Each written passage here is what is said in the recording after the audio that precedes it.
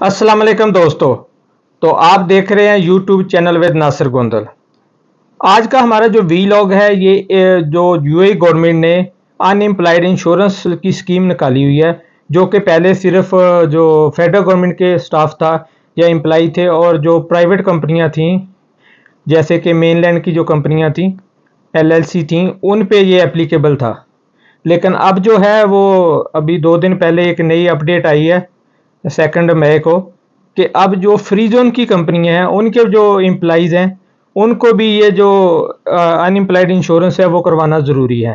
तो इस इंश्योरेंस के लिए प्रोसीजर सेम है जो कि जैसे कि पहले मेनलैंड की या प्राइवेट कंपनियों के इंश्योरेंस का तरीकाकार था वही है। आपको हम विजुअल दिखाएंगे जो कि कैसे आपने इंश्योरेंस करवानी है। तो सबसे पहले मैं आपको ये बताऊं कि ये इंश्योरेंस जो है इसका क्या बेनिफिट है। और इसका बेनिफिट ये है एक्चुअली ये जब भी आपकी कोई जॉब लॉस हो जाएगी तो इंश्योरेंस कंपनी आपको आपकी जो बेसिक सैलरी है उसका 60% 3 महीने तक जो है ना वो एज ए प्रीमियम देगी, यानी कि प्रीमियम जो आपने पे किया है उसकी बेस पे आपको वो रिफंड करेंगे या इंश्योरेंस कवर देंगे। तो इसमें जैसे एक बंदे की 1000 बेसिक से 1000 दिरहम बेसिक सैलरी है, तो अगर उसकी जॉब लॉस हो जाती है तो उसको 600 जो है वो 3 महीने तक मिलेगा। इसमें यह है कि इसकी एक एलिजिबिलिटी ये है कि जब आज आपने इंश्योरेंस जो है वो अवेल कर ली है तो इसके 1 साल के बाद आप एलिजिबल होंगे कि आपको ये बेनिफिट मिले। और दूसरा ये कि ये जॉब लॉस की कंडीशन में आपको मिलेगी, अगर वो सिनेरियो होगा तो उसमें आपको ये मिलेगी।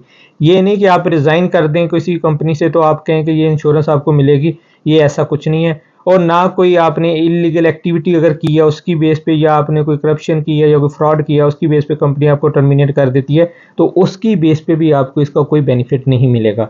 आपको सिर्फ बेनिफिट इसी कंडीशन में मिलेगा जब आपको कंपनी किसी रीस्ट्रक्चरिंग की वजह से या जैसे कि जो स्टाफ रिड्यूस करने के चक्कर में अगर कंपनी टर्मिनेट कर देती है तो उस चक्कर में अगर उस सिनेरियो के अंदर का आपको इसका बेनिफिट मिलेगा, यानी कि आप उस अगर सिनेरियो में अनएम्प्लॉयड हो जाते हैं तो आपको बेनिफिट मिलेगा।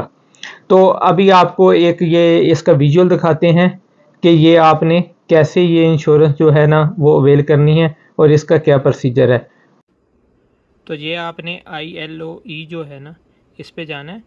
इस पे आप जाके सर्च करेंगे और जो ही सर्च करेंगे, सर्च करने के बाद आपने इस पे क्लिक कर देना है। आप क्लिक करेंगे तो ये एक नई विंडो ओपन हो जाएगी। जस्ट वेट करें। इस विंडो के ओपन होने के बाद आपने यहाँ पे सब्सक्राइब हेयर पे क्लिक कर देना है। तो ये आगे एक नई विंडो ओपन हो जाएगी। अब इसमें 3 चीज़ें होंगी इंडिविजुअल इंश्योरेंस के लिए।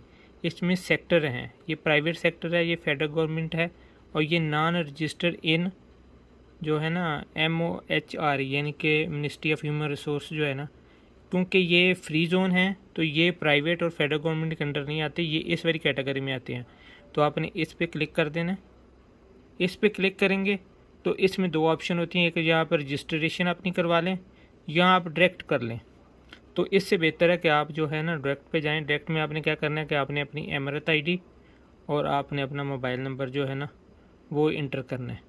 तो अब जब आप अपना एमरत ID इंटर करेंगे और मोबाइल नंबर इंटर करेंगे तो इसके बाद मैं आपको बताता हूँ कि नेक्स्ट स्टेप। तो ये हमने OTP डाल दिया। अब इसमें सबमिट पे चले जाना है। तो अब वहाँ पे ये जो है ना, क्योंकि हमने ये पहले मैं इंश्योरेंस करवा चुका हूँ तो अब मेरे पास ये मैसेज आ गया कि आपकी जो RD इसने प्राइवेट सेक्टर में है। क्योंकि मैं फ्री जोन में नहीं हूँ, मैं एक मेनलैंड की कंपनी में हूँ जो कि प्राइवेट कैटेगरी में आती है, इसलिए वो मैसेज आ गया। लेकिन अब आप जब फ्री जोन वाले जो लोग जिन्होंने पहले इंश्योरेंस नहीं करवाई तो वो इसमें इंटर होंगे तो इससे आगे फिर वो आपसे सिर्फ डिटेल ये मांगेगा, पासपोर्ट, आपका अपना नाम और कंपनी का नाम। तो जब आप आपका अपना नाम, पासपोर्ट और कंपनी का नाम देंगे तो उसमें डेट ऑफ बर्थ और नेशनलिटी वगैरह जो डेट वो मांगेंगे, उसमें आप डाटा अपडेट करेंगे तो उसके बाद वो नेक्स्ट स्टेप पे चला जाएगा। नेक्स्ट स्टेप सिर्फ पेमेंट का रह जाएगा। तो वो अगर आपका कोई भी दोस्त है जिसके पास क्रेडिट कार्ड है वो वैसे पेमेंट कर सकता है, या आपके पास दूसरी ऑप्शन ये है कि आप जो अंसारी एक्सचेंज में जाएं, उनको अपनी एमरत आईडी दिखाएं और उनको बोलें कि मैंने इसकी इंश्योरेंस करवानी है, तो वो आपसे 2-3 दिन में एक्स्ट्रा लेंगे और आपकी इंश्योरेंस कर देंगे। तो ये पूरा प्रोसीजर था। फ़र्दर आपको अगर कोई भी इन्फॉर्मेशन चाहिए तो आप कमेंट्स में आप लिख सकते हैं, मैं आपकी हेल्प कर सकता हूँ। और मेरी कंपनी का अगर कोई बंदा है तो वो डायरेक्ट मेरे से रब्ता कर सकता है, उसकी मैं भी पेमेंट करवा सकता हूँ, उसकी इंश्योरेंस भी करवा सकता हूँ। तो ये 63 दिरहम जो है ना वो चार्जेस हैं, तो वो 63 दिरहम आपको इसमें पे करने पड़ेंगे। तो उम्मीद है आपने ये वीडियो अच्छी तरह देख ली होगी। इसमें यह है कि आप इसके जो चार्जेस हैं वो सिर्फ 63 दिरहम है, 60 एक्चुअली चार्जेस हैं, 3 दिरहम इसके पे वैट है। अगर आपकी सैलरी लेस दैन 16,000 जो बेसिक सैलरी है वो लेस दैन 16,000 है तो आप पे सिर्फ 60 दिरहम और प्लस 3 दिरहम वैट जो है वो चार्ज होगा। अगर आप उससे ज़्यादा आपकी सैलरी है तो फिर उसका डबल आपको चार्ज होगा। और ये जो फ्री जोन वाले लोग हैं या इसको आप 1 साल के लिए भी ले सकते हैं, 2 साल के भी ले सकते हैं, ये कोई इशू नहीं। आप 2 साल के लिए लेना चाहे 2 साल के लिए लें, 1 साल के लिए लेना तो 1 साल के लिए लें। यहाँ तक हम बात करें पेमेंट की तो इसकी पेमेंट का बहुत ही सिंपल तरीका है। अगर आपके पास क्रेडिट कार्ड है तो आप यही लोगन हो जो इन्फॉर्मेशन आपको बताई है। आपके पास अपना एमरत आईडी होना चाहिए, मोबाइल नंबर होना चाहिए और आपके पास अपना पासपोर्ट जो है वो होना चाहिए, उसका नंबर होना चाहिए।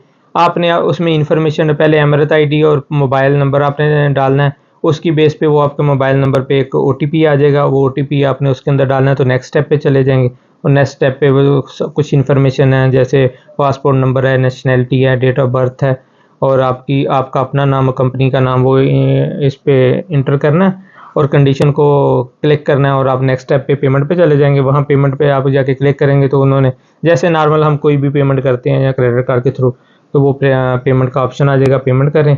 तो ये सिंपल सा तरीका है।